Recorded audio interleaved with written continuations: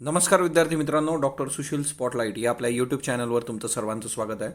11 February 2021च्या चालू घडामोडींचं विश्लेषण आपण बघणार आहोत. तत्पूर्वी डॉक्टर सुशील स्पॉटलाईटला टेलिग्रामवर फॉलो करण्यासाठी डिस्क्रिप्शनमधली लिंक तुम्ही वापरू शकता. फेसबुकवरही आपला ग्रुप आहे, तिथेही फॉलो करू शकता. स्पॉटलाईट रायटिंग फोरमला फॉलो करण्यासाठी spotlightritingforum@gmail.com या मेल आय डीवर मेल करून त्यासंबंधीची माहिती तुम्हाला मिळेल. IAS मेन्स करता daily answer writing challenge, MPSC mains करता मराठी आणि इंग्रजी एसे. स्पॉटलाईट बुक्स जे आहेत, तर स्पॉटलाईट इयरबुक आणि स्पॉटलाईट MCQ, तर हे दोन्ही पुस्तकं ॲमेझॉन, Cart91, kesagaronline.com, फ्लिपकार्ट याच्यावर उपलब्ध आहेत. Postal services 8446430119. पोस्टाच्या GRमध्ये काहीतरी चेंजेस आहेत आणि त्याच्यामुळे कदाचित पोस्टल चार्जेस येत्या काळात वाढू शकतात. ओके. दक्षिण प्रशांत महासागर जो आहे तिच्यामध्ये सुनामी आलेली आहे. ओके. आता सुनामीचं जे काही बेसिक आहे ते जॉग्रफीमधून तुम्ही करणं अपेक्षित आहे. तर दक्षिण महासागर जो आहे, दक्षिण प्रशांत महासागर, तिच्यामधला न्यूझीलंड, ऑस्ट्रेलिया या दोन देशांच्या पट्ट्यामध्ये जे आहे की रात्री उशिरापर्यंत जवळपास 7.7 रिश्टर स्केलच्या तीव्रतेचा भूकंप झाला आणि त्याच्यामुळे मग सुनामी आल्याचं ऑस्ट्रेलियाने स्पष्ट केलेलं आहे. तर ऑस्ट्रेलियाच्या जवळच्या काही बेटांवर सुनामी आलेली आहे. तर तेवढं एक लक्षात ठेवा, दक्षिण प्रशांत महासागर जो आहे तिच्यातलं न्यूझीलंड आणि ऑस्ट्रेलिया तो जो बेल्ट आहे ना, त्याच्या संबंधीचा मॅप जो आहे मी टेलिग्रामवर शेअर करेल. आता महाराष्ट्राचा जो अर्थसंकल्प आहे त्या अर्थसंकल्पामध्ये ज्या आवश्यक योजना आहे त्यासाठीच निधी दिला जाईल. कुठल्याही आवाजावी घोषणा ज्या आहेत त्या करता कामा नये. त्याचं रिझन काय आहे? महाराष्ट्राची सध्याची परिस्थिती जर तुम्ही बघितली तर करोनामुळे जे आहे महाराष्ट्राची जी तिजोरी आहे तिची महसुली तूट जी आहे मोठ्या प्रमाणावर आहे. जवळपास 45% महसुली तूट आहे बघा महाराष्ट्राच्या याच्यामध्ये. दुसरी महत्त्वाची गोष्ट जी आहे की GSTच्या परताव्याचे जे आहेत 27,000 कोटी जे आहेत तर ते थकलेले आहेत केंद्राकडं. तो एक मुद्दा आहे. आणि राज्याला पूर्ण आर्थिक वर्षामध्ये 1,00,000 कोटी रुपयांची तूट अपेक्षित आहे. म्हणजे महसुली तूट 45%, 27,000 कोटी जे आहेत ते GSTमध्ये थकलेले आहेत. त्याच्यानंतर म्हणजे जो अर्थसंकल्प आपण सादर केला होता लास्ट टाईम त्यावेळेस 9,511 एवढ्या कोटीची तूट अपेक्षित होती. आता ती 1,00,000 कोटीपर्यंत जाते. म्हणजे तुम्ही विचार करू शकता की हे कुठेच्या कुठं गणित गेलेलं आहे. ओके. त्याच्यामुळे येत्या वर्षात आणि पुढील वर्षामध्ये मोठ्या प्रमाणावर विकास कामांवर त्याचा परिणाम आपल्याला दिसू शकतो. ऑब्वियसली जर तिथं महसूल इतका कमी आहे तर त्याचा इम्पॅक्ट आपल्याला दिसणारच आहे. ओके. त्याच्यानंतर नेक्स्ट वन, अजोय मेहता जे आहेत ते महारेराच्या अध्यक्षपदी त्यांची नियुक्ती झालेली आहे. आणि एकंदरच महाराष्ट्र स्थावर संपदा नियामक प्राधिकरण महारेरा, आता मुख्यमंत्र्यांचे प्रधान सल्लागार आणि माजी मुख्य सचिव होते अजोय मेहता. आणि एकंदर ही जी जागा आहे म्हणजे महारेराचं अध्यक्षपदी तुम्ही जाणं तर ही मोठी गोष्ट आहे. कारण एकंदर याच्यासाठी बरेचसे संधी अधिकारी जे होते ते प्रयत्नशील होते. कारण हे एकदम गणित सिंपल आहे. बांधकाम उद्योगावर नियंत्रण ठेवणारं महत्त्वाचं पद आहे हे. म्हणजे तुम्ही विचार करा की ह्या पदाचं महत्त्व किती असणार आहे. आणि या पदासाठी मग बरीच लोक प्रयत्नरत होती. तेवढं फक्त एक लक्षात ठेवा, अजय मेहता महारेराच्या अध्यक्षपदी नियुक्ती झालेली आहे. आता भारत आणि चीन यांच्यामध्ये जी 9वी फेरी झाली होती चर्चेची, ती 9वी फेरी सक्सेसफुल झालेली आहे. आणि भारत आणि चीनचं सैन्य जे आहे ते आता माघारी फिरतं आहे. पूर्व लडाखच्या सीमेवरचा जो तणाव आहे तो निवळल्याचे संकेत देण्यात आलेले आहेत. तर एकंदरीतच काल परवाच आपण बघितलं होतं की चीननी जे आहे ते परत सैन्याची जमवाजमव तिथं केलेली आहे. पण आता ही जी न्यूज आहे ती नक्कीच चांगली आहे दोन्ही देशांसाठी. पॅनगॉंग सरोवर जे आहे त्या पॅनगॉंग सरोवराच्या इथून चीन आणि भारताचं सैन्य एकाच वेळी संघटितपणे माघार घेत आहे. आता तुम्ही मला सांगणार आहात की हे जे पॅनगॉंग सरोवर आहे त्याचा जो एकंदरीत भाग आहे म्हणजे पूर्ण पॅनगॉंग सरोवराचं क्षेत्रफळ विचार करता त्याचं किती क्षेत्रफळ भारतात आहे आणि किती क्षेत्रफळ चीनमध्ये आहे हे तुम्ही मला कमेंट बॉक्समध्ये सांगणार आहात. पॅनगॉंग सरोवराचा सेपरेट आपल्या याच्यावर व्हिडिओ आहे, तो तुम्ही बघू शकता. आता याच्यामध्ये जे आहे की चीनच्या संरक्षण मंत्रालयाने सैन्य माघारीची घोषणा केली असली तरी याबाबत भारताने आता कुठलंही भाष्य केलेलं नाही आहे. पण पूर्व लडाखमधली जी सद्यस्थिती आहे त्याच्यानुसार जी काही गोष्ट आहे ती सकारात्मक आहे एवढं तर दिसतं आहे. पण भारताचं भाष्य अजून समोर आलेलं नाही आहे. आणि एकंदरीतच हा सगळा संघर्ष आपण आधीपासून बघतो आहे. आता भारत चीनची जी सैन्य माघारी झाली होती त्याच्यातली जी महत्त्वाची फेरी आहे ती 9वी फेरी होती बघा, 24 जानेवारीला झाली होती. मोल्दो चुशुल सीमेवर चीनी हद्दीमध्ये ही झाली होती. आणि याचा फ्रुटफुल रिझल्ट तुमच्या समोर आहे की जिच्यामधून आज दोन्ही देशांचं सैन्य जे आहे ते संघटितपणे माघार घेत आहे. तरी पण आता हे सगळं फायनल झाल्यानंतर अजून एकदा बघणं गरजेचं आहे, कारण चीनसारख्या देशाची गॅरंटी आपण घेऊ शकत नाही. वन्य प्राण्यांच्या हल्ल्यामध्ये 214 व्यक्तींचा बळी आणि गेल्या 4 वर्षातलं जे चित्र आहे त्याच्यामध्ये 26 कोटींची भरपाई देण्यात आलेली आहे. आता याच्या संबंधी दुसरी अवनी वाघिणीची सुद्धा आपण केस बघणार आहोत. म्हणजे 4 वर्षामध्ये वन्य प्राण्यांच्या हल्ल्यात 214 लोकांचा मृत्यू झाला, मानवांचा बळी गेला आणि मग त्याच्यामुळे त्यांना नुकसान भरपाई सुद्धा द्यावी लागते. म्हणजे तुम्ही इथं बघू शकता की 2017मध्ये 54 लोकांचा मृत्यू झाला होता, 4,32,00,000 भरपाई, किंवा 2020मध्ये सर्वात जास्त 88, 12,75,00,000ची भरपाई देण्यात आलेली आहे.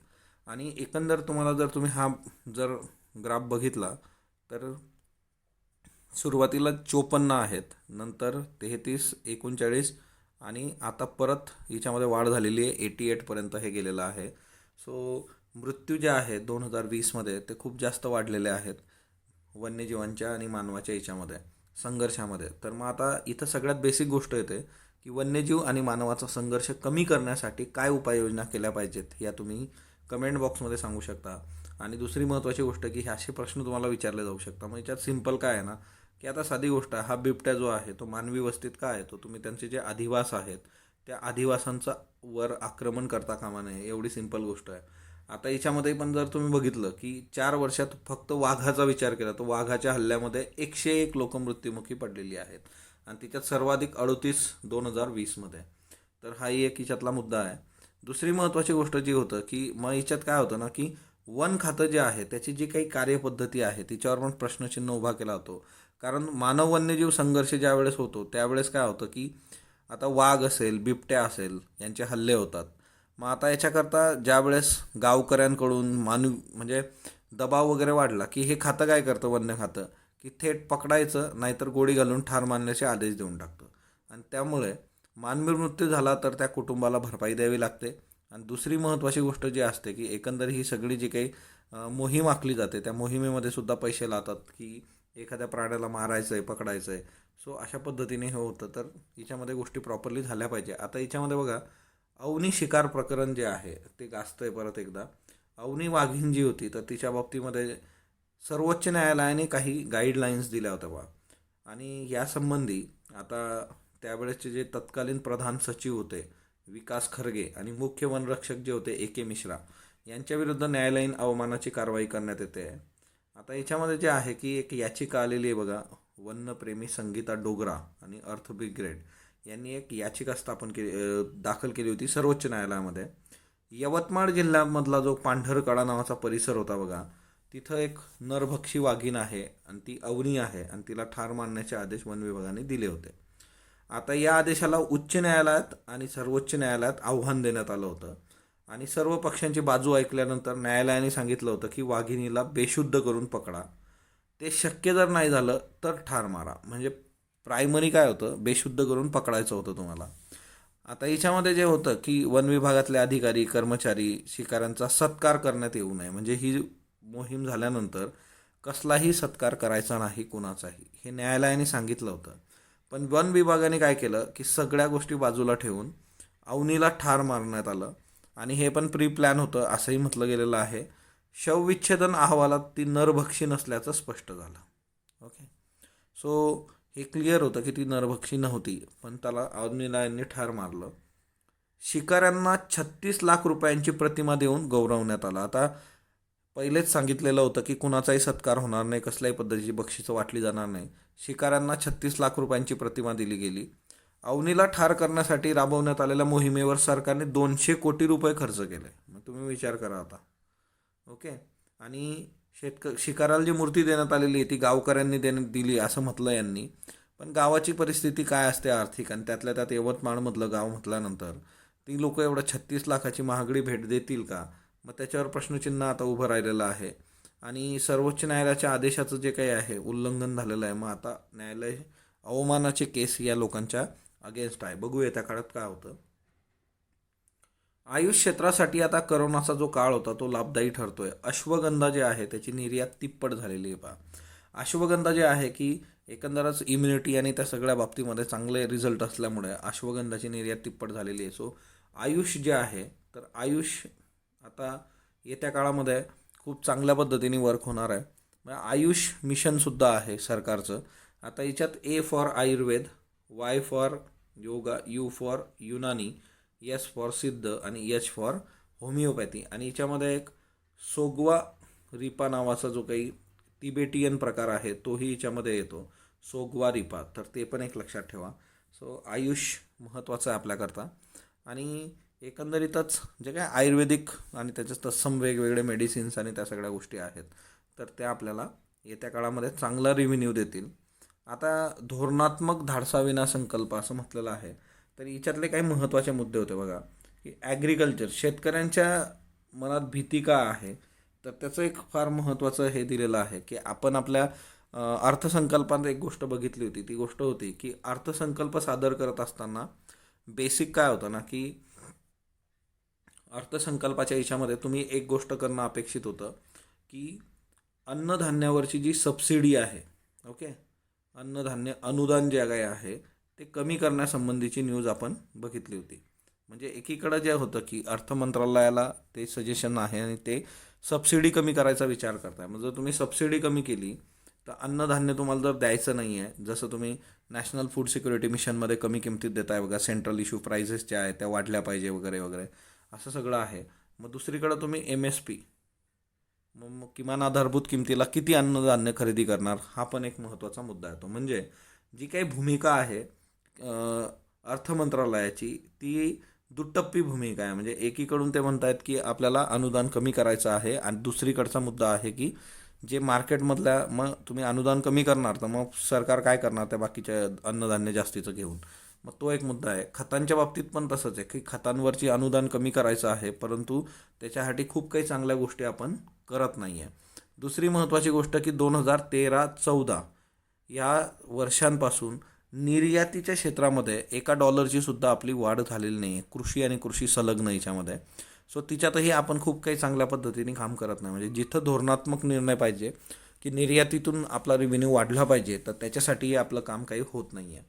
खतं असतील किंवा अन्नधान्य याच्या बाबतीमध्ये हे क्लिअर आहे की तुम्हाला अनुदान कमी करायचं आहे, तर मग तुम्ही कसं डील करणार. सो याच्यामध्ये जी आहे ती बऱ्यापैकी निगेटिव्ह साईड जी काही आहे बजेटची तर ती एक समोर आलेली आहे या लेखामधून. एक गोष्ट लक्षात ठेवा, तुम्हाला प्रत्येक गोष्टीचे पॉझिटिव्ह आणि निगेटिव्ह आस्पेक्ट माहीत पाहिजेत. आता अख्तर अली हे असं नाव आहे की क्रिकेटच्या मागं सगळा देश पडतो, पण ही जी व्यक्ती आहे 1960-70च्या दशकामध्ये टेनिसमध्ये स्वतःची आणि भारताची एक वेगळी ओळख निर्माण करणारं हे नाव आहे. त्यांचं निधन झालेलं आहे आणि 7 फेब्रुवारी रोजी 81 वर्षाचे ते होते. सो अख्तर अली जे आहे.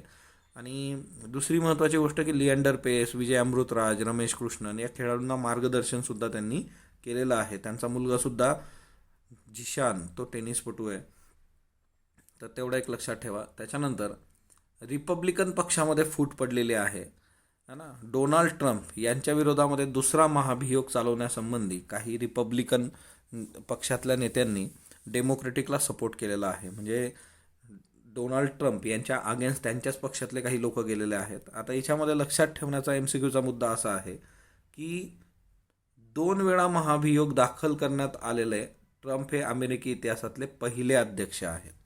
म्हणजे 2 वेळा महाभियोग, ओके. सो पहिले अध्यक्ष. त्याच्यानंतर दुसरं जे आहे की सत्तेतून पायउतार झाल्यावर सुद्धा महाभियोगाला सामोरे जाणारे पहिले अध्यक्ष आहेत. कारण आता जो बायडन आलेले आहेत आणि डोनाल्ड ट्रम्प हे सत्तेपासून दूर आहेत. म्हणजे 2 वेळा महाभियोग चालवणारे पहिले आणि सत्तेतून पाय उतार झाल्यानंतर महाभियोगाला सामोरे जाणारे पहिले अध्यक्ष. तर डोनाल्ड ट्रम्प यांचे 2 हे बाबी लक्षात ठेवा. ऑस्करच्या शर्यतीमध्ये आपण पाठवलेला जलीकट्टू जो होता तो स्पर्धेच्या बाहेर पडलेला आहे. पण थोड्याशा आपल्या ज्या काही हे आहेत होप्स आहेत ते बिट्टू नावाचं एक लघुपट आहे बघा, आणि तो बिट्टू लघुपट जो आहे तो पहिल्या 10मध्ये गेलेला आहे लाईव्ह ॲक्शन लघुपटाच्या श्रेणीमध्ये. तर एकता कपूरचं हे आहे हे प्रोडक्शन आणि येत्या काळामध्ये बघूयात काय होतं. करिश्मा देव दुबे जे आहे तर त्यांनी याचं दिग्दर्शन केलेलं आहे.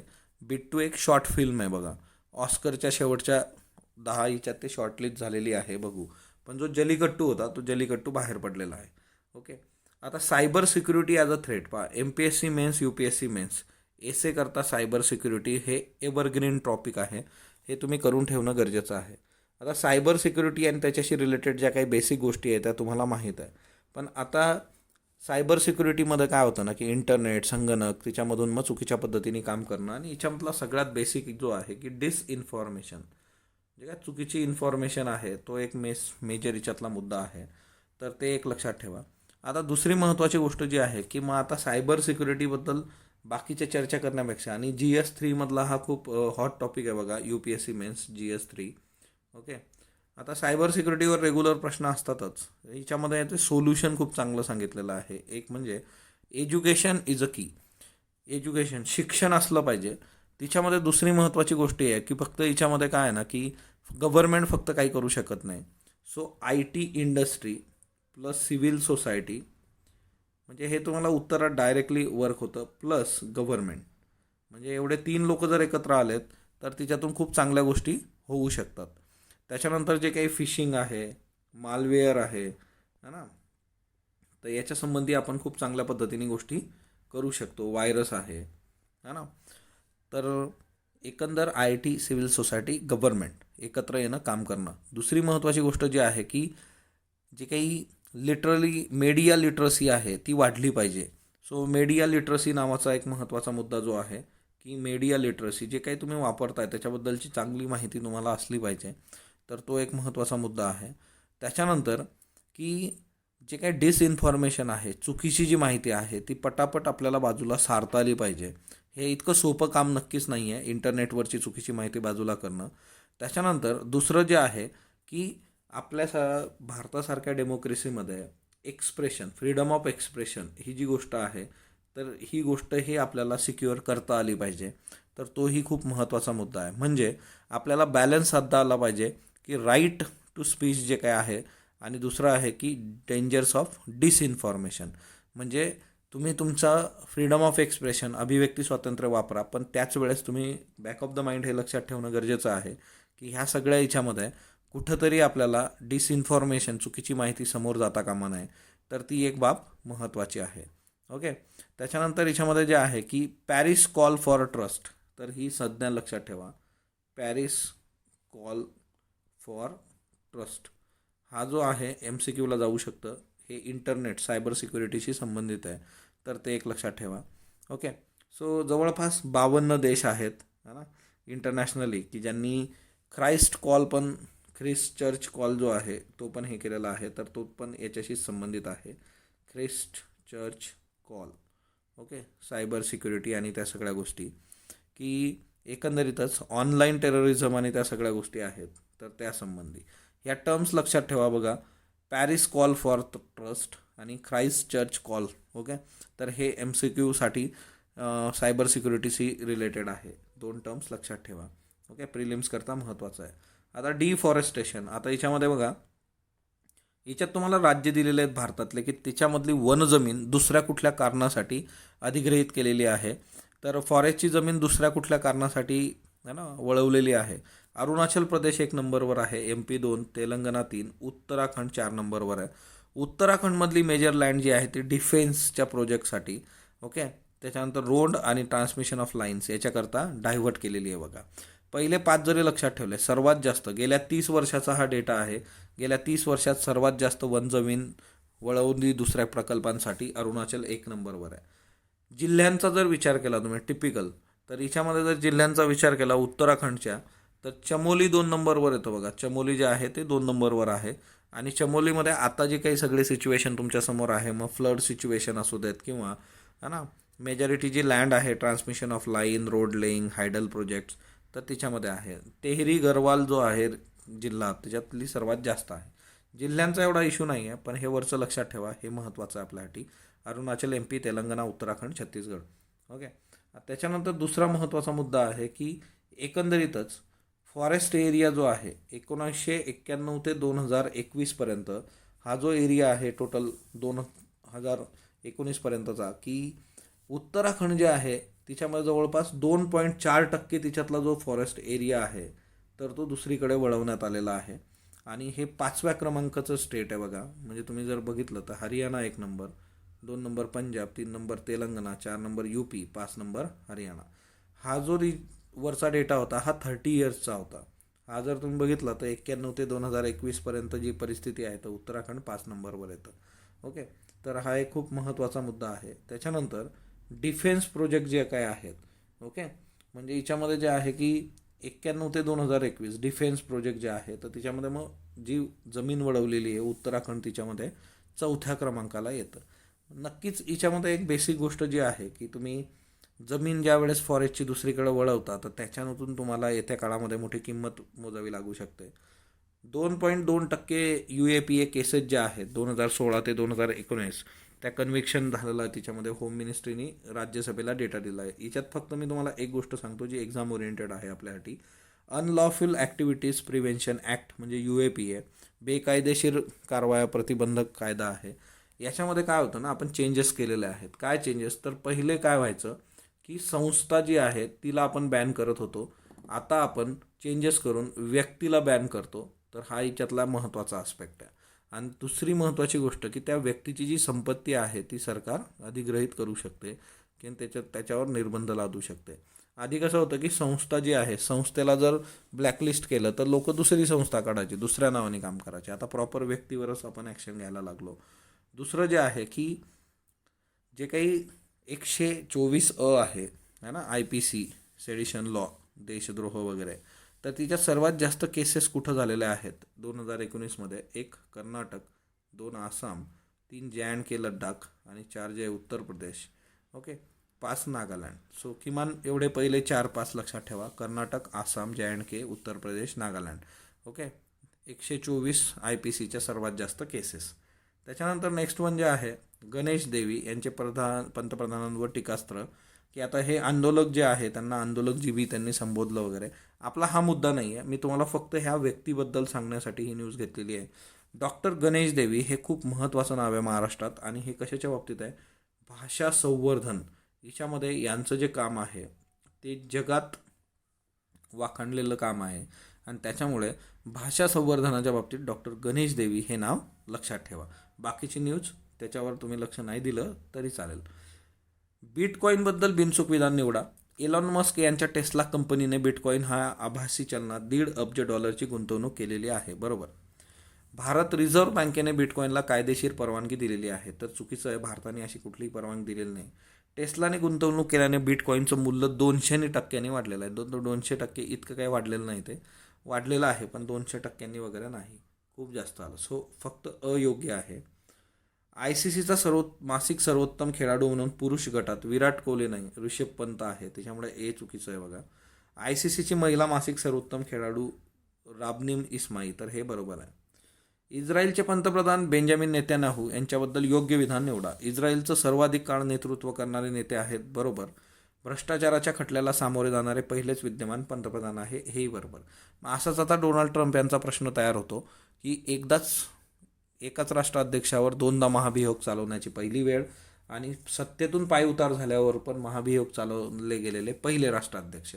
ओके, शेतकरी आंदोलनाच्या पार्श्वभूमीवर पंतप्रधान नरेंद्र मोदी यांनी नव्याने वापरलेले शब्द खालीलपैकी कोणते? एकतर आंदोलनजीवी बरोबर आहे, ज्याच्यावर आता हे चालू आहे, आणि FDI फॉरेन डिस्ट्रक्टिव्ह आयडिओलॉजी, दोन्ही शब्द बरोबर आहे. डॉक्टर शोएब सुडल आयोग जो आहे हिंदू मंदिराच्या स्थितीतला, तो कोणत्या देशाने नेमला होता? पाकिस्तान. आजचे प्रश्न घ्या. पंजाबराव देशमुख व्याज सवलत योजनेबद्दल योग्य विधान निवडा. 1 लाखापर्यंतचं कर्ज बिनव्याजी असतं. 3 लाखापर्यंतचं कर्ज 2% दराने दिलं जातं. 2021 करिता 3 लाखापर्यंतचं कर्ज बिनव्याजी दिलं जाणार आहे. फक्त क. मुंबई नागपूर समृद्धी महामार्गाबाबत बिनचूक विधान निवडा. लांबी 700 किमी आहे. 14 जिल्ह्यातून हा महामार्ग जातो. 118 किमी वनक्षेत्रातून जातो. फक्त क. कलारी या युद्ध प्रकाराचे प्रशिक्षण कोणत्या नृत्याबरोबर घ्यावे लागते? कथकली, कथ्थक, मणिपुरी, छाऊ. कू हे ॲप खालीलपैकी कोणत्या समाज माध्यमासाठीचे पर्यायी भारतीय ॲप आहे? Facebook, Twitter, WhatsApp, Instagram. वातावरण बदलाला हातभार लावणाऱ्या पहिल्या 5 देशात भारत आहे. वातावरण बदलाच्या संकटाचा सर्वाधिक तोटा सहन करणाऱ्या पहिल्या 10 देशात भारत आहे. फक्त अयोग्य, बयोग्य, दोन्ही योग्य, दोन्ही अयोग्य. याची उत्तर तुम्ही कमेंट बॉक्समध्ये देणार आहात. स्पॉटलाईटला जो तुम्ही प्रतिसाद देता त्याबद्दल मी आपला आभारी आहे. स्पॉटलाईटला लाईक करा, शेअर करा, सबस्क्राईब करा. धन्यवाद विद्यार्थी मित्रांनो.